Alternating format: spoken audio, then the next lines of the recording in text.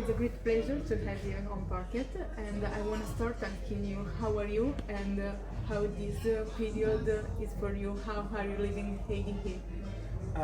Good actually. I just landed yesterday from South America and I'm still jet lagged a bit and I think getting into ADE and I need to shift gears a little bit, but it's okay. Things are going to work out. There's a lot of things happening already today.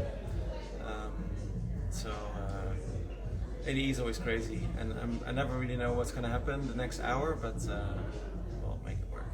Okay, this year is really important because there is the release of a new album. How this was born and how is the concept behind this last work? Yeah, the new album is actually not finished yet. I think it's going to be released probably a little bit this year and then next year. It's going to be released in parts, so not all at once. And the latest single was just released last week, which is quite a big vocal track. I never released so many big tracks with vocals that really sound like a song, but I think in this case it was a track that I played quite a lot over the summer and it really worked, so I thought that's going to be a good first single. And then the rest of the album is going to be a lot of melodic tracks, tracks that speak to the heart but also to the feet, something. In your music, you find always the balance between the melancholic part and the dance floor part. Yeah. How do you work to have this kind of music? For me, it's sometimes a challenge, but that's really what I'm trying to always nail. I always want to find the balance between a track that is emotionally connecting and also something that you can really dance to.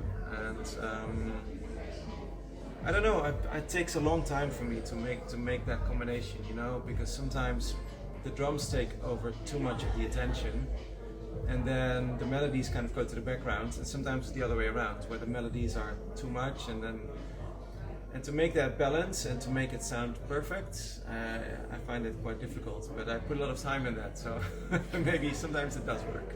Okay, also with the melodic music now is really connected to the visual and to the use of the visual, and also you have your personal project. There are news about this one, and how do you expect from this part and your hard part of the process of visual identity of your brand? I think it's really important to be part of it, to be part of the musical identity of my personal music, but also my label artwork. Actually, for my label artwork, we work together with my brother, Christoph. He's been designing all the artworks, which he did really well, and I didn't give him so much input, but of course I was there to see what he was doing and to guide a little bit and to tell him what I liked. But it's nice that he also was able to just do something that really was his own project. I read recently that you talk about artificial intelligence in music, and I know that is a new instrument, but for you, what is important to have a human and how to use artificial intelligence in a correct way to don't stop the human emotion? How do you feel about this? Yeah, I've been talking with other people about this, and to be honest, I don't use it so much yet, artificial intelligence, and maybe this will change in the next year or so. Like for my latest album, there's nothing on there that has anything to do with artificial intelligence. I think it's quite important as an artist to write your own music, and that's what I like, and that's also what people know me for. And I think if you let a computer do all the work, then I'm not so sure if you can still say it's your own music. And that's a problem. On the other hand, also I haven't heard any artificial intelligence that can make one track from start to finish that really sounds good and it sounds like something I would have made. Also, in your cover of the album, there are an architectural element, and I know that you have a degree on internal architectural painter. I want to know if this passion is connected to music, or, for example, you have the time to to watch architecture and is inspiring for your music, or something there is a connection between them? It's a question that I've had quite often, and I find it sometimes difficult to really say there's a real connection. I think there's definitely a connection between the aesthetics in music and in architecture and visual elements. There's, architecture can be quite abstract, and electronic music can also be quite abstract. So I think that's really where things connect, and a lot of architects also like listening to electronic music and techno music, for instance, because it's a structured kind of music, and it makes maybe it does something special to the brain that kind of opens up a certain idea about visualization of a space.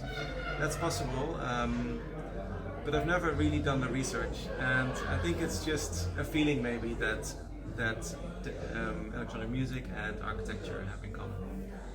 About your label Spectrum, what are the news for the new here, and how the concept in the here is evolving and changing? Yeah, so Spectrum it's my label on the one hand. It's also an event, and these things don't always overlap. For instance, at ADE here I work with Awakenings to do a Spectrum event, but we don't have any Spectrum artists because we haven't released so much techno, and with Awakenings I usually do a more techno lineup. Okay. So yes, I want to ask you about the event of Awakenings and what did we expect about this. Yeah. But you have. Yeah, it's a lot. It's a kind of a classic, more contemporary classic techno lineup. With DVS1 and Rene Wise, Best Era, and it's a lot more techno than the music I release on my Spectrum label. So in that sense, Spectrum the brand and Spectrum the label are not always super connected, but that's kind of what the name is all about. Spectrum is really about the wide spectrum of music, and not only the melodic music that we release on the label. I think that it is also connected to the institution of Gas Shoulder that is really connected to techno scene. Yeah, for sure. I mean, Gassau is perfect for techno, and I've also had lineups over the years where it's a bit more melodic, so that really works as well. But I think every year I kind of choose the musical direction, and then with Awakenings together we choose the artists. Last question that I want to do is there is something that you do in the past years that, for example, thinking now, you say, okay, I don't do this, and there is something that you want to change. Something I want to change. Difficult question. It's the last one. Yeah, it's a very difficult question. I feel sometimes that music can be a bit repetitive. Sometimes. For instance, now I think in techno, maybe melodic techno, there's a certain sound that is becoming a little bit too mainstream, or everyone's kind of making the same sound. In the beginning it might be nice and interesting, and then everyone's copying it. So I try to kind of not follow that sound so much anymore. And I think you always have to look for something that's a little bit different than the thing that is really big. You have to look for the next thing, or something that not everyone else is playing. So I always try to be a little bit different, and try to change from the sound that I played, let's say half a year ago, to now. Really always try to make a development and an evolution in your music. Okay, thank you. We are finished. Thank you. Thank you so much. It was a great pleasure. Great, thank you.